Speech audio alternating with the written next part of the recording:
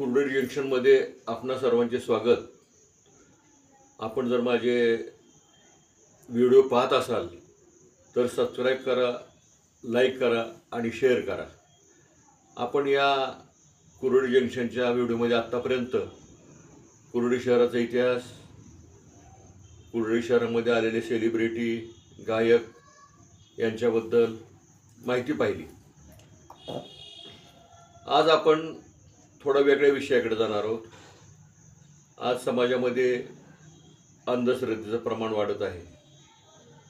अगदी पूर्वी समर्थ रामदास, संत तुकाराम यांच्यापासून प्रल्हाद केशव अत्रे यांच्यापर्यंत आणि अलीकडे नामदेव शास्त्री, त्याचप्रमाणे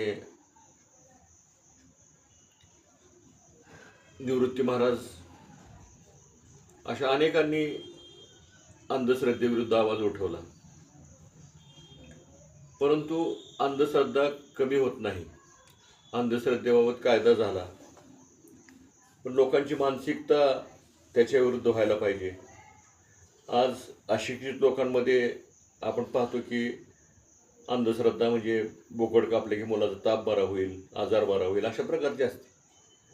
परंतु अलीकडे आपण पाहतो की सुशिक्षित लोक देखील याला बळी पडत आहेत. त्या काळी गावागावामध्ये जे भोंदू महाराज असायचे ते गोरगरीब जनतेकडून थोडाफार पैसा गोळा करायचे. परंतु आत्ताचे भोंदू महाराज जे आहेत हे करोडो रुपये गोळा करतात. मग खरातसारखा भोंदू महाराज असेल, आपल्या माडव तालुक्यामध्ये 2-3 भोंदू महाराज निघाले. पुण्याजवळ वाघोली म्हणून आश्रम आहे, उबाळीनगर आहे, तिथे एक भोंदू महाराज निघाला. त्याच्या घरी पण आश्रमामध्ये तळघर निघालं. आणि भोंदू महाराज त्या उबाळीनगरमधल्या, तर त्या भोंदू महाराजाने कुणाला फसवलं असेल, तुम्हाला आश्चर्य वाटेल, त्या मुली वडील डॉक्टर आहेत आणि डॉक्टर मध्य प्रदेशमध्ये आहेत. ते स्वतः आईवडील त्या मुलीला घेऊन महाराजांकडे यायचे आणि हिला तुम्ही चांगलं करा, हिला बरं करा, अशा पद्धतीने सांगायचे. आणि त्यांनी लाखो रुपये त्या महाराजांना दिले.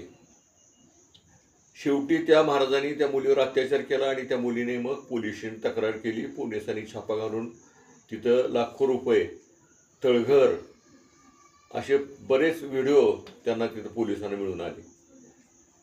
आपल्या इथले सुद्धा माढा तालुक्यातल्या आणि करमाळा तालुक्यातल्या आश्रममध्ये सगळे फसणारे लोक जे आहेत ते सुशिक्षित डॉक्टर, वकील, प्राध्यापक अशा प्रकारची मंडळी त्यामध्ये येत होती. आणि राजकीय नेते तर येतच होते. राजकीय नेत्याला कोणाला नगरसेवक आहे त्याला आमदार व्हायचे, आमदाराला मंत्री व्हायचे, मंत्र्याला मुख्यमंत्री व्हायचे. मग त्यांनी या भोंदू महाराजांचा आधार घ्यायचा आणि मग काळ्या पूजा, काळी जादू काय काय करायचं, हे सर्व या भोंदू महाराजांच्या पोषणी पडलं. आणि आता खरातपासून सुरुवात झाली. त्याच्या अगोदर आसाराम बापू यांनी पण जनतेला फसवलेलं आहे. अनेक महाराज आहेत ज्यांनी यांचा गैरफायदा अंधश्रद्धेचा घेतला. परमेश्वरावरती श्रद्धा जरूर असली पाहिजे. परमेश्वराला कुठल्याही मध्यस्थाची गरज लागत नाही.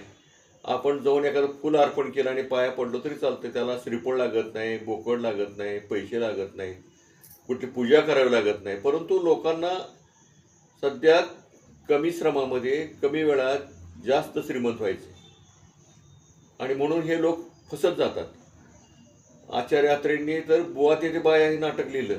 त्यामध्ये त्यांनी सगळा पर्दाफाश केला या बुवांचा. मग अंधश्रद्धाचं निर्मूलन झालेलं नाही. एवढं सगळं होऊन देखील अंधश्रद्धा वाढतच चाललेली आहे. आणि त्यामध्ये आता सुशिक्षित लोकांमध्ये ही अंधश्रद्धा वाढत चाललेली आहे. आणि म्हणून माझी सर्वांना विनंती आहे की अंधश्रद्धेला बळी पडू नका. श्रद्धा ठेवा, परमेश्वराकडे जावा. परमेश्वराला मध्यस्थाची गरज नाही. तुम्ही स्वतः परमेश्वराकडे जाऊन आपलं काय म्हणणं आहे ते सांगू शकता.